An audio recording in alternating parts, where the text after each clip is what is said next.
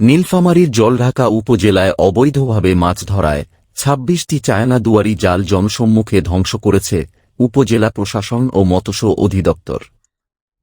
বৃহস্পতিবার ২৫ জুন দুপুরে উপজেলার বিভিন্ন জায়গায় মোবাইল কোর্ট পরিচালনা করে এ অভিযান চালানো হয়।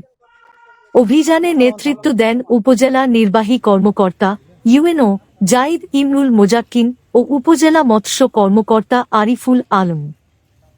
এই অভিযানে মৎস্য সংরক্ষণ আইন ১৯৫০, মৎস্য ও পশুখাদ্য আইন ২০১০ এবং মৎস্য খাদ্য ও হ্যাচারি বিধিমালার বিভিন্ন ধারা অনুযায়ী পদক্ষেপ নেওয়া হয়। মৎস্য কর্মকর্তা আরিফুল আলম বলেন, মৎস্য সংরক্ষণ আইন বাস্তবায়নে উপজেলা প্রশাসনের সহযোগিতায় আমরা এ অভিযান অব্যাহত রেখেছি।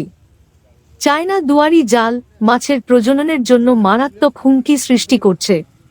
আমরা ওই যে আজকে মৎস্য সংরক্ষণ আইন ১৯৫০ বাস্তবায়নে আমরা তিস্তা ক্যানেলে উপজেলা প্রশাসনের সহযোগিতায় আমরা অভিযান চালাই। অভিযানে ২৬টি চায়না দুয়ারি জাল জব্দ করা হয় এবং প্রকৃত জালসমূহ আমাদের উপজেলা পরিষদের সম্মুখে পুড়িয়ে বিনষ্ট করা হয়।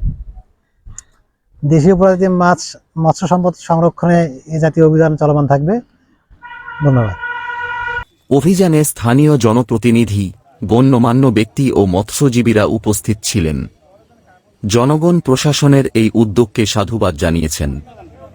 জলঢাকা উপজেলা প্রশাসনের এমন উদ্যোগ অবৈধ জাল নির্মূল এবং প্রাকৃতিক মৎস্য সম্পদ রক্ষায় নতুন সম্ভাবনার পথ খুলে দিয়েছে। জলঢাকা থেকে আল ইকরাম বিপ্লব, সংবাদ সারাবেলা।